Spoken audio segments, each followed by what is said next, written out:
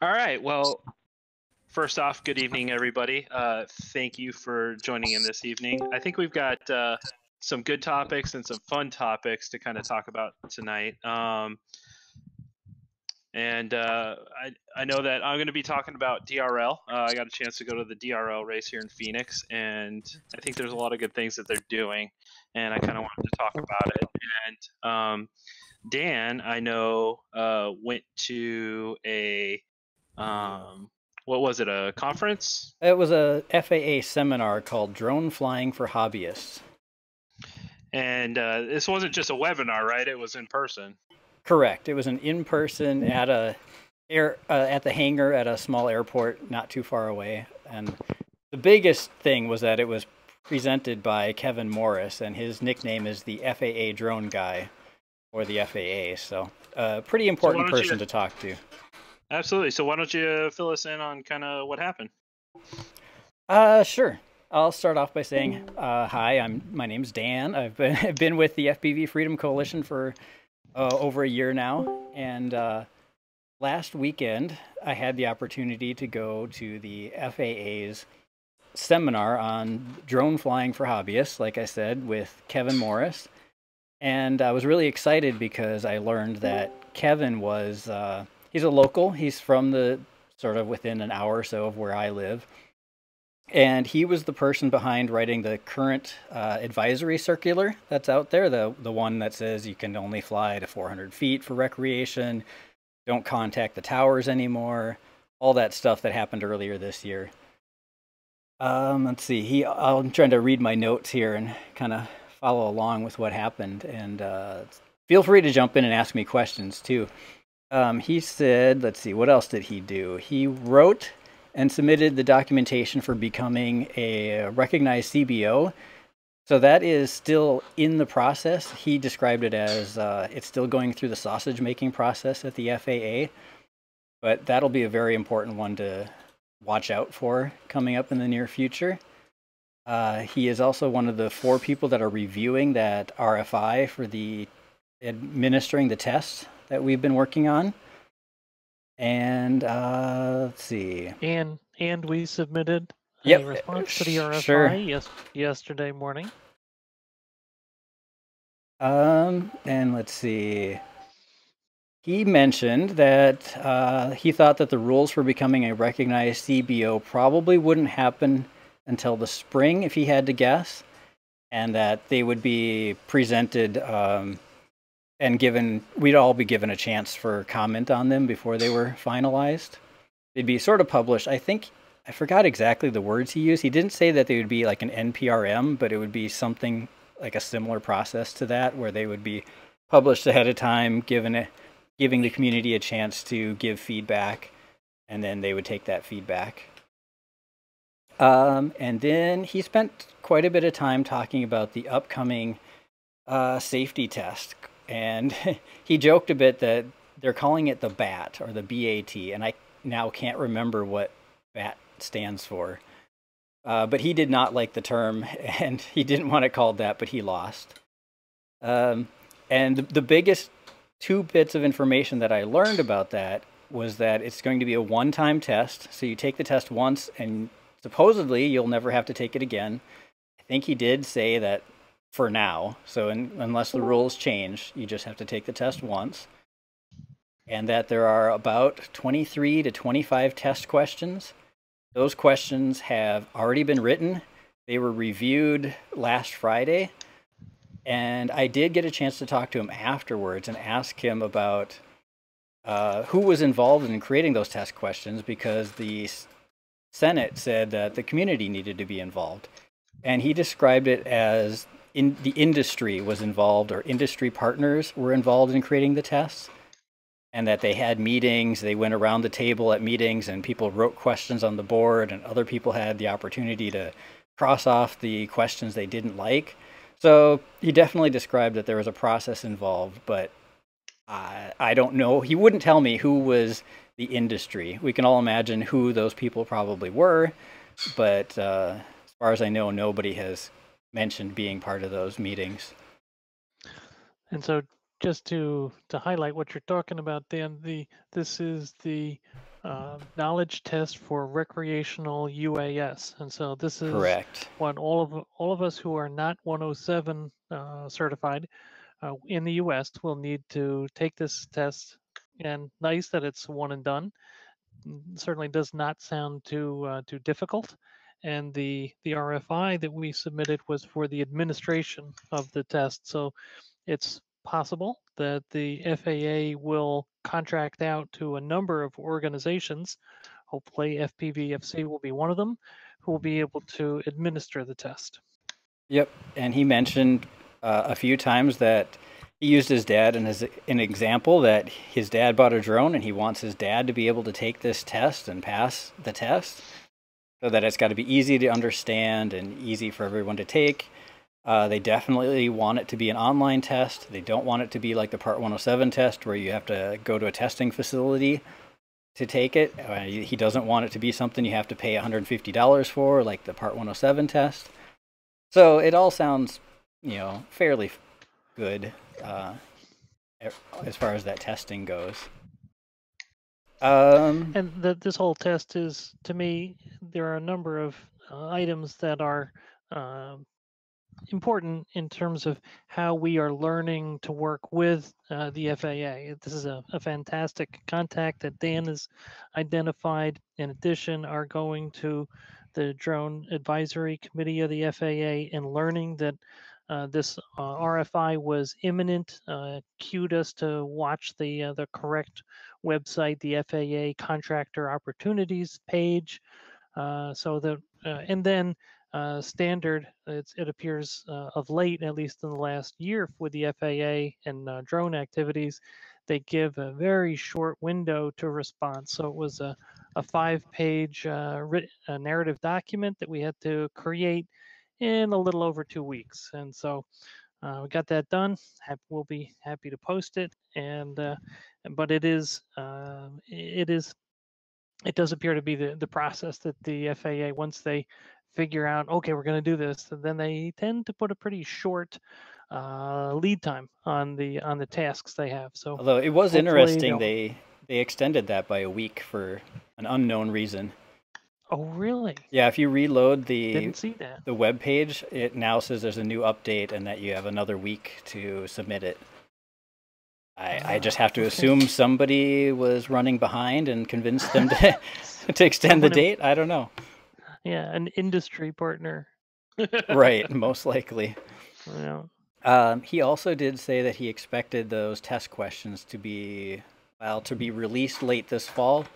I assume they're not going to be made public, but they're going to be released to those to the designees. The designees who are going to administer it. And he did fully understand that once they're released to designees, he expects all of the questions to be made public online with all the answers, and people can go out and memorize the questions and take the test. But they thought that, that's going to happen no matter what, and at least people will hopefully learn something while they're memorizing the test questions. Well, I think, honestly, even if they do go live and they get posted online and people memorize them, at least the knowledge is in that person's head. Yeah, so, that's what they thought too. Yeah, I don't see anything wrong with that either. So they're not putting NDAs on any of the designees? There was nothing about that in the RFI from that kind of standpoint. And it'd be kind of tough because you have to give the test, you have to be able to read the questions, and somebody could figure out all the right answers somehow. But in the calling process, if we're selected, then we're required to sign some type of agreement with the FAA. We'll see if they've. I would imagine that they will embargo the test at that point. So some level of confidentiality agreement if we're selected to administer the test. Right. Oh, and he also did say that even though the test questions were done, I think what they're working on now is the education piece. Mm-hmm. And the study guide. Yeah. Gotcha. Let's see, what else is in my notes here? He used the government shutdown as part of the reason why they're so far behind schedule, and recognizes that they can't use that as an excuse forever. But as we found out, that definitely delays things because we couldn't get our nonprofit status through as quickly as we would have liked because of that as well. Right. One of the points that we were talking about, Dan, that I found interesting was how delineated or how succinct the definition of 107 versus recreational. Recreational is for fun, and so, well, if I take some photos for a nonprofit with my drone, is that recreational? No. Right. That's people 107. always have questions over that, and definitely try to pick that apart and find loopholes in it. And they're pretty consistent that, unless it's absolutely for fun, you require a Part 107 for that flight. Right. He also... Yeah. What happens if you're flying commercially and you have fun? That's not allowed. No, we don't. That's why we call it that. That's why we call it work, right? He did say that you can, under your Part 107, you can fly recreationally, which is sort of difficult to understand how that works, but you can do that. So you would just utilize the Part 107 rules for your recreational flight. And I think it does give you a little more leeway for your recreational flight. Like, I believe 107s can still fly 400 feet over a structure as opposed to just 400 feet. Correct. So, it does give you some extra bonuses. It's you can request waivers. Exactly. So, you do have that kind of going for you. And before Lance was released to the recreational users, you could use Lance for your recreational flight as well. But now that's a non-issue. So. Right. He also expressed that he was a bit frustrated with the FAA's Drone Zone website and how it makes it look like you don't have to register drones that are under 250 grams for Part 107, when in fact you really do have to register everything if you're a Part 107. And every drone you have to register, unlike recreational pilots who have to register the pilot, and you can put the same number in every drone.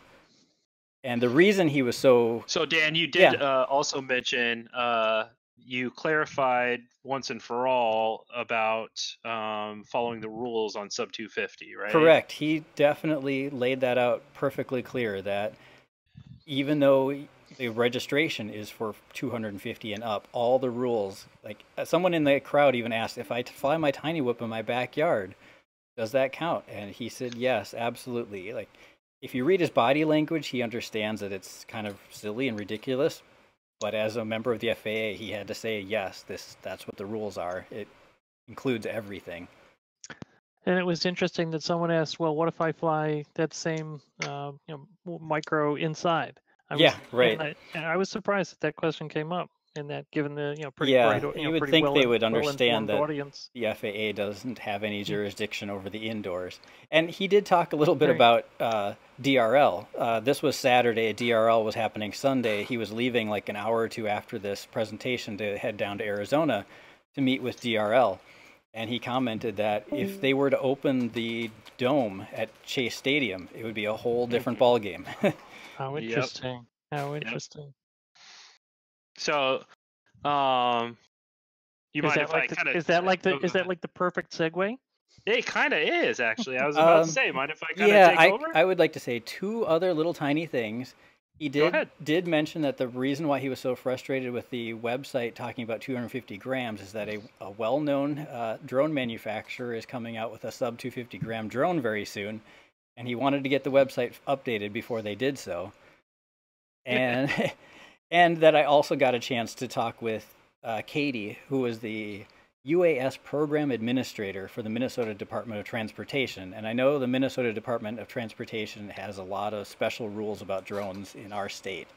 And so it's also good to make contact with the Department of Transportation folks as well. And she also gave us the dates of the Drone Safety Week, which is November 4 through 10. And the weekend of that week, not sure which end, will be for recreational UAS. So this is the FAA working with a number of organizations across the country, pushing for safety and hashtag drones are good type of messaging, and very excited that Yeah, she's Dan, your state. happy to work with us and wants to make a partnership and make sure we can work together and spread the word and all that good stuff. I sent her a thank you message and she wrote back to me pretty quickly. Yeah. Right. Did anyone ask why they don't have a shielded operations provision like New Zealand, for example, which would simplify things so much in terms of people flying tiny whips in their backyard? No, I didn't, but I should definitely write that down as something I should ask him if I ever get the chance in the future. I was going to say something about that. I mean, not in the same way, because my curious part is, well, what is my son supposed to do? He's 12 years old and he's a really good pilot, but that's a really good question. I think we should all address is what's going to happen when a bunch of kids like get a hold of their parents' drones and break some huge federal laws on accident, and like the parents get pinged for it. Like we're going to have to, that's what it is. We're going to have to secure these drones like they're guns, and so kids can't get a hold of them and turn on switches on because they're super smart and do something horribly illegal on accident and get the parents in trouble. Like you guys could all be liable. Like I think. Possibly if anything were like that to happen, or if other people, were to give advice to certain people, they go off and have their kids, like think it's totally fine. They come at us saying, look, like, they told us it was safe like this and no one explained it. So I think having public information about this, some kind of PSA, could be actually really vital to keeping a lot of people safe, and especially legally, if like kids were to accidentally, get a drone.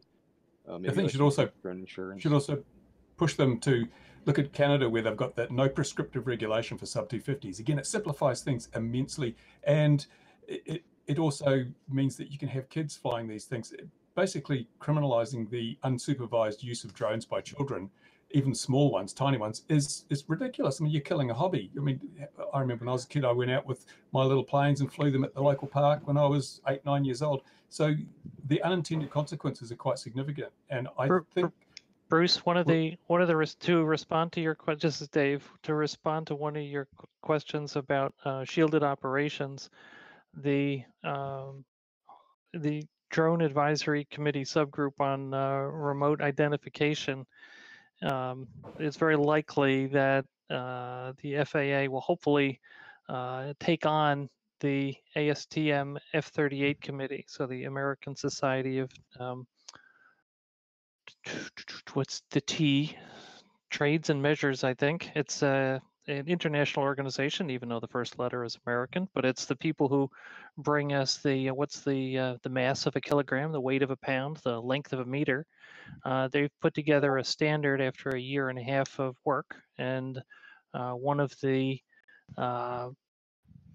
some of the work reflects the FAA ARC in that it is a tiered level of risk and regulation. And so there's quite a bit that's possible for a non-equipped UAS, which we could define as an FPV of today without GPS, or an RC aircraft. And so the idea is that would be, you would be able to use your mobile phone, use something like Lance, and identify that you are requesting a flight plan within a polygon.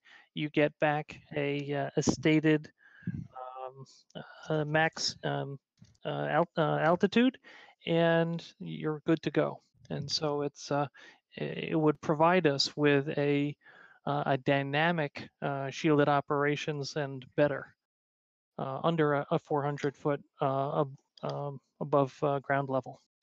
The whole thing about shielded operations is it doesn't require anyone to do anything except stay in a shielded operation. You don't need clearance because you're not in navigable airspace. If you're not flying navigable airspace, there is no reason for air traffic control or any other aviation user to even need to be aware of your presence. That's shielded operation. It's so simple. We're not talking about 400 feet, just talking about to the height of the tallest object within 100 meters. And so they need to take that on board because they don't want to make too much work for themselves. One of the problems I believe we have is that under regulations in all countries, drone operators must give way to manned aircraft. So we need to know where they are. But under those rules, they don't need to know where we are because the obligation is on us to keep out of their way, not the other way around. So, Right. and it's Yeah, getting so complex. I think I've got that's two pretty questions real quick. clever that DJI is incorporating ADS-B in all of their drones above 250 grams for just your point, so that as the drone operators, we can understand where a manned aircraft is flying. That's right. He also talked about ADS-B and how, well, and briefly touched on remote ID, saying that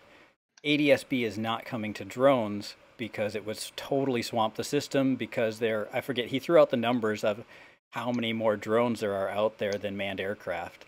They're Right. definitely well Yeah. aware of that too. Right. Oh, and to your point, Bruce, I mean, that's what DJI, is they agree with that, your view completely. And so DJI is adding an ADS-B receiver, of course, not a transmitter. So it's not ADS-B out. I also wanted to point out that on the issue of people who are under the age of 13 flying, I believe the FAA wants people who are under the age of 13 to fly. They have no issue with that. The current reason that they can't allow people under the age of 13 to register their drones is because of the COPA, the Child Online Protection Act, I believe, where they can't take personal information for people who are under the age of 13. And they are actually looking for solutions to that problem. But he can't even fly his tiny, like, he has a tiny whoop and he can't even fly it outside if you wanted to. Correct. Or like, not without supervision. Right, but I mean, so I can use Lance and request that he can fly? Yes. All right. So he can fly. I would say as long as you're registered and yes. And the in our response to the RFI, one of the things that we posited forward is, anybody under the age of 13, because of the COPA problems, or the COPA regulations, I should say, not problems, but because they're there for a reason. But one of the things that we kind of posited forward is that anybody under the age of 13 wouldn't be required to take the test, but would have to be supervised by somebody who had taken and passed the test. So you, as the parent, could supervise your child, assuming, let's say the test goes forward with that stipulation, you could supervise your child flying. You would be able to make the request, if you're in a position where you need to utilize Lance, but you would also be the responsible party if anything happened. Does that make sense? Yes. This really discriminates against like single parent families where mum's got a job and she doesn't want to have to sit the test just so that her 10-year-old kid can fly his toy drone in the backyard. I mean, it's really unnecessarily restrictive. And what are they going to achieve from this? How many sub 13-year-olds have tried to bring down airliners with a Cheerson CX-10? I mean, seriously. I'm sorry, but I live in a state where there was a freaking what's his name him and his dad strapped a gun to their drone. Well, I see where I see where Bruce is going with this, and it's something that we probably do need to voice with the FAA. I do get it. It's something that just definitely needs to be brought forward. Yeah, I put those two things in my notes to try to ask Kevin to clarify both of those things. What his stance is on shielded operations, and how do things work for children under 13, and where do they want that to go? And do they realize that strapping guns to drones isn't a drone problem? It's a gun problem. It is. No, I agree. It was actually the father's problem. That was the whole problem. I mean, as it turns out for Connecticut, but I mean, it was just, I wasn't trying to be like argumentative or anything like that. I was just kind of making a point that, I don't know, people have already done it because humans are humans. Right. So, I just there was a question I was going to ask you, Dan, and I forgot. Well, if it comes back to you, just let me know. Otherwise, we could segue into the DRL, and in the middle of you thinking, you probably think of it. Absolutely. And we'll just take a tangent break. Okay, so I did get a chance to go to DRL, and one of the things I will say is that it was well put together. I don't know how many of you have watched DRL before. Hopefully, some or most of you have.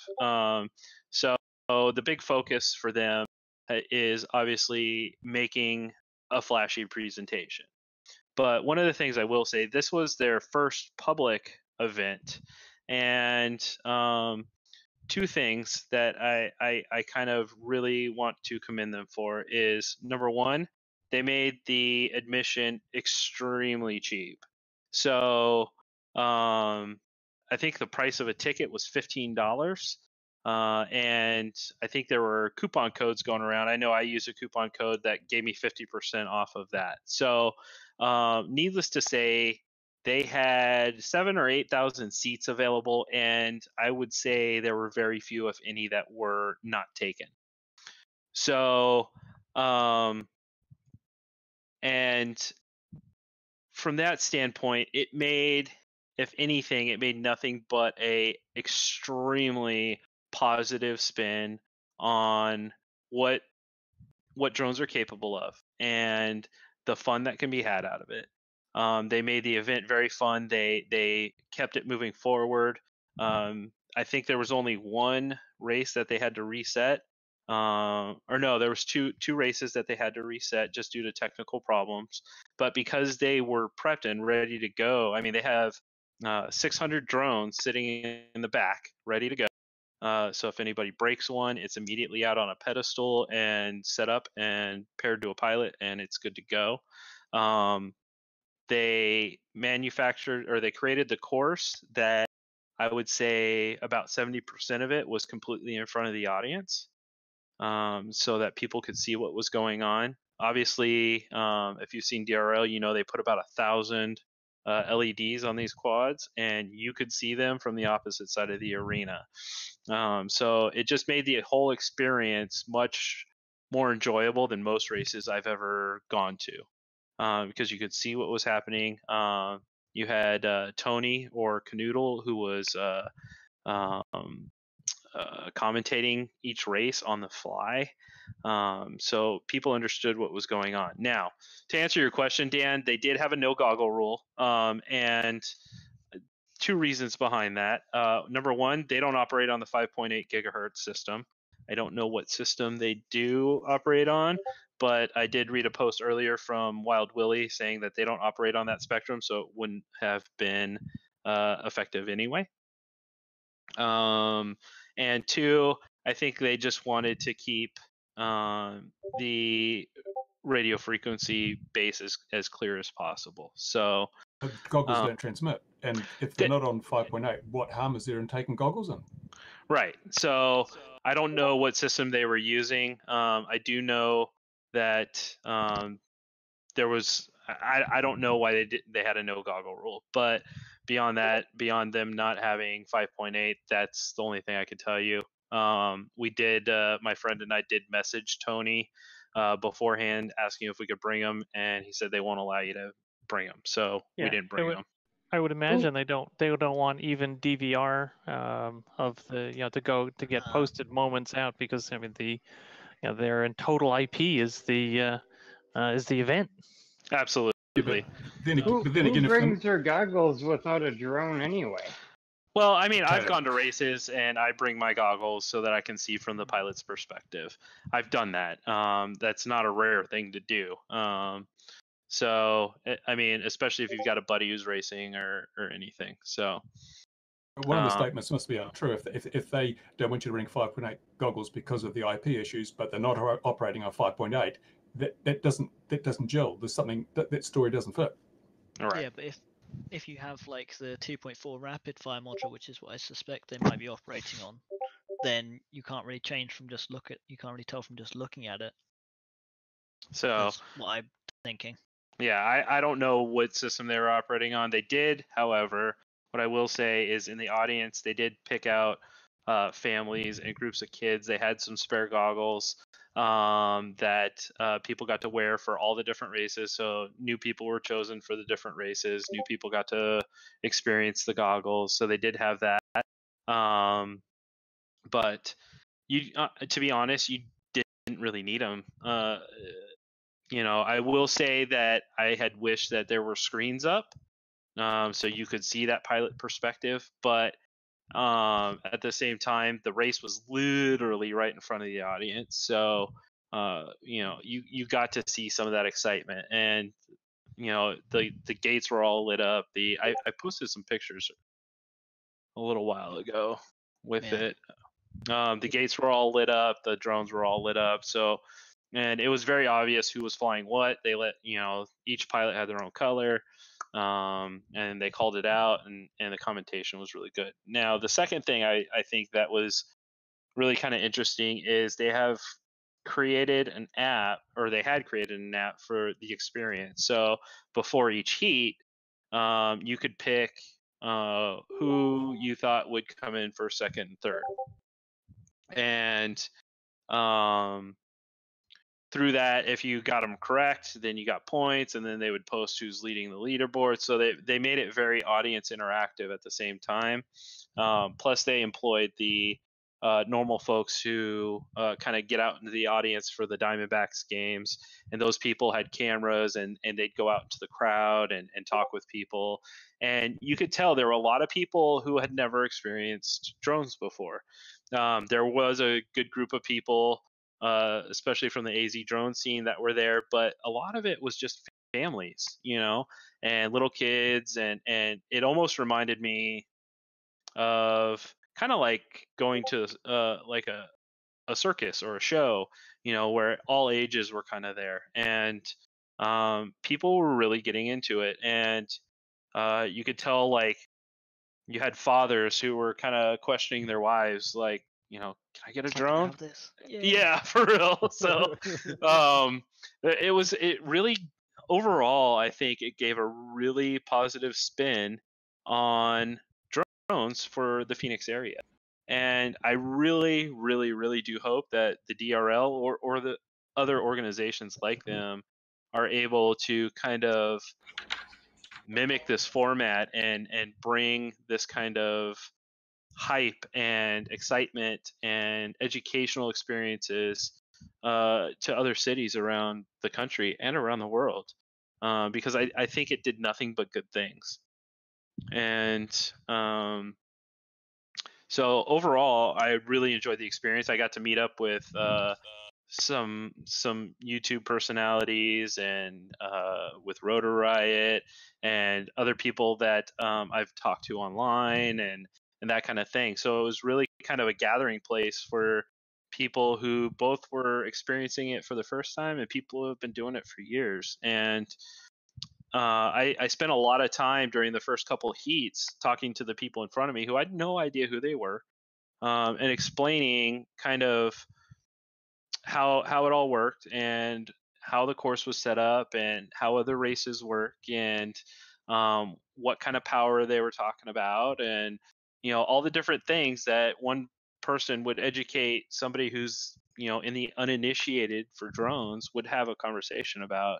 And it kind of spread to the 10 people around me, and we all kind of got into a conversation about it. So it was a really great experience, and I know that conversation probably happened 100 times across that entire arena. And I think that was part of why Kevin was going to talk to DRL, was how can DRL help the FAA spread education about drone safety?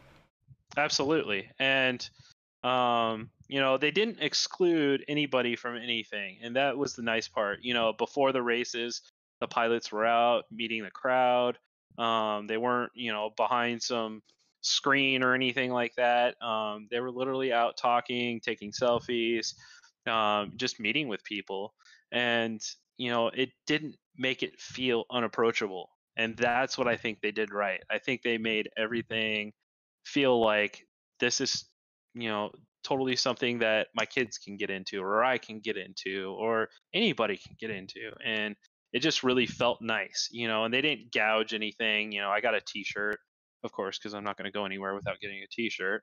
But it wasn't like your average concert where a band's t-shirt cost you $40. T-shirt was $17.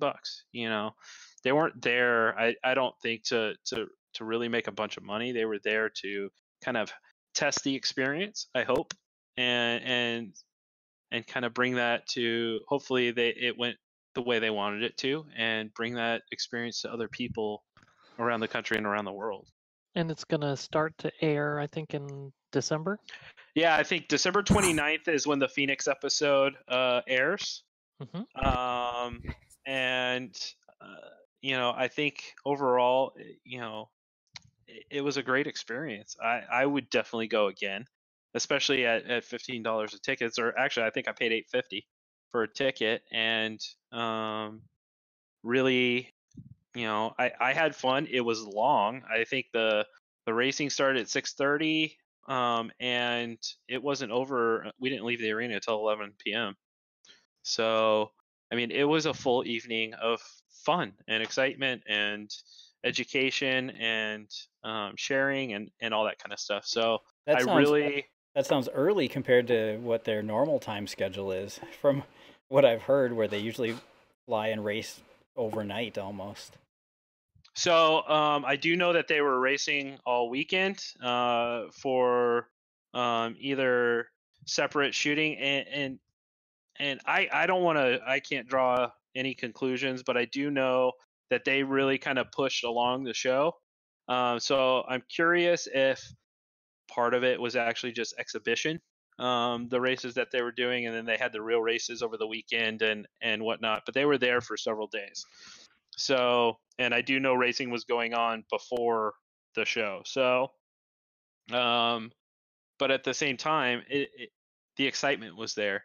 The anticipation of who was going to win was there. So whether the show in front of the audience was exhibition or not, I don't think that really matters. I think it's what they did beyond that. And I will say, I feel like I've seen a small influx of people asking questions about getting into FPV since the first DRL aired a couple weekends ago. Mm-hmm. Oh, most definitely. I've heard the most people I've ever heard talk about DRL lately. So, whatever, issues that DRL has had, and, that's really none of my business. I really think that the whole experience was good. And the one thing that I will say that they also did is, and Dan, you posted it earlier, is they got out and got with the media and, shared that experience from that standpoint. And it wasn't a negative drone story. It was about what's going on. What do we do? How do we do it? That kind of thing. So we all need to do that. Yep. Every time Absolutely. I see one of those stories, I want to get it out there and get as many people to watch it and click on it and give those news organizations some metrics to say, hey, these stories generate some interest. Absolutely. Well, that's easier to do in the cities, but where I live out in the kind of the rurals, we just had an air show, AMA-sponsored air show, and the biggest comment that I heard, because I had a bunch of extra hoods and I let people go up and took them for flights, the biggest comment I heard from parents and the general public was, this is way different than we hear. So the education starts on our part, I think. Absolutely. And, I think, and I've been kind of saying this for a long time, is that we as drone pilots, if we're having a big race, we need to start inviting the media. We need to start inviting these people that can help spread that story. Yeah, I got a good write-up, guys. I got a picture in the paper with the local club. Of course, their words were teaching them, in anything other than FPV. I would have liked to have had that, but virtual reality is what they used. Right. It works. That's what the kids are used to hearing. Yeah, they are. And I mean, it makes sense. But, I think that a lot of, from the standpoint of getting our stories out there and getting the good out there, a lot of that's got to fall on us. It's not going to just happen. So, one of these days, I'll talk to you a little bit more about some of the things that where I'm doing here up in Washington State. I live up at the northwest tip of Washington State. And, absolutely, I'd love to in Port Angeles. So I'll give you some things that I'm trying to do with some junior pilots, Boys Girls Club member, after school projects, stuff like that. Absolutely, definitely like to hear about it. So, well, thank you. But I mean, that's kind of that. I'm going to get off the soapbox now, but I think honestly, DRL did a great job in number one, promoting the event, and number two, really showcasing the positive side of drone racing to at least the Phoenix area. And I think that nothing but good can come from that. So I just kind of I think if they do more shows, take a minute, make it an evening, go see it, because I know a lot of you have been to drone races before, you know what it's about, but the way that they interacted with the public, the way that they put on the show was really kind of something to be proud of for our community. So Josh, this is Leland again. I actually had have a kid here in my hometown of Port Angeles that almost made it to Saudi Arabia. It's not so much the DRL, is that it's the media portrayal. Absolutely, and but on the flip side, the way that DRL handled the media, I think, was perfect. So, but anyway, I'm gonna kind of leave it at that. I just kind of wanted to share that experience, and I'll see what I can do to get some of my pictures and videos kind of up there. But it was really quite the experience. So I didn't get to go behind the scenes. I didn't get to do all that, but beyond that, for me, it was just experiencing it as the general public experiences it. It was something positive. So. Anywho, that's all I have. Dan, I still don't remember what I was going to ask you. That's all right. Wait until the middle of the night. It'll happen eventually. But I will say that I collected a couple of great questions from people today, and I want everyone to think about, if they had the chance to talk to the FAA's Drone Guy, what are some other questions you would ask him if you were talking to him in person? And if I get that chance, or if I can email him some questions, I'll definitely pass them on.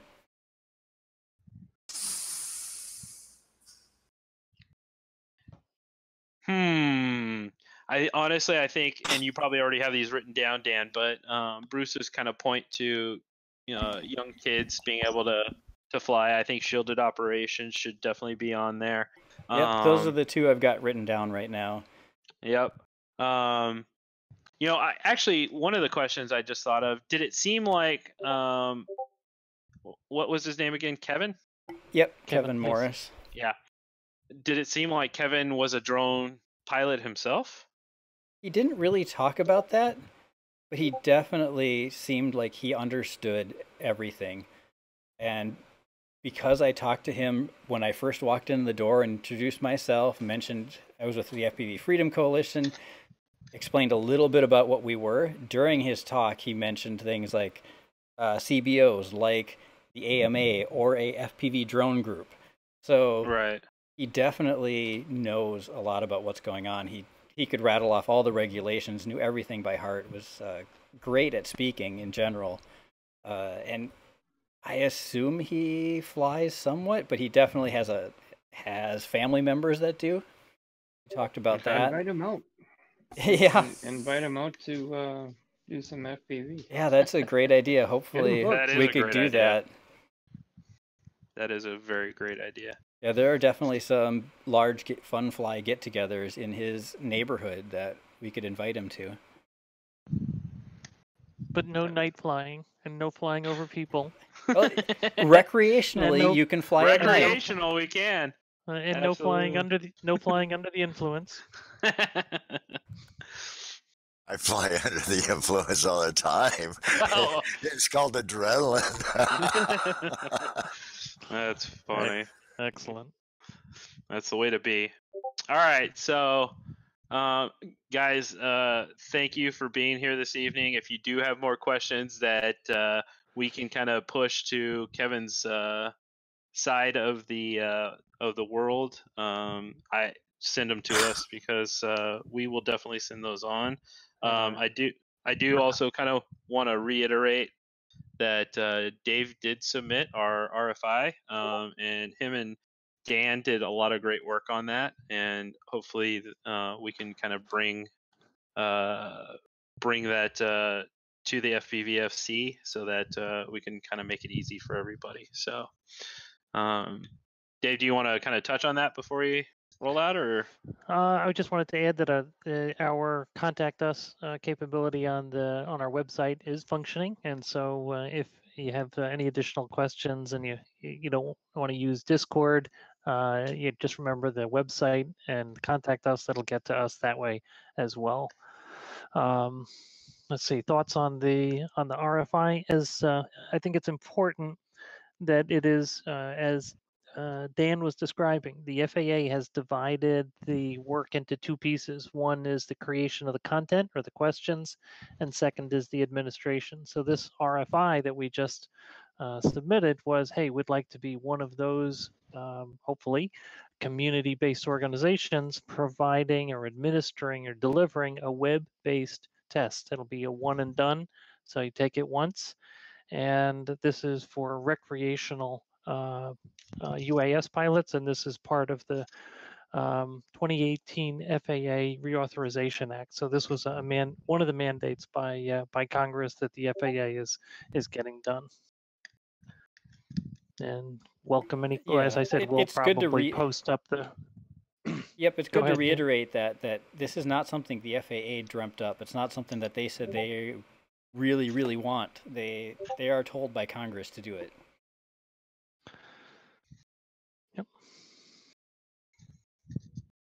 So I think with that, thank you all for being here. If you have any questions, comments, concerns, let us know. And on that, we will say good night. All right. Good night. Very much. Good night. Thank you. Good night, everybody. Thank you. All right.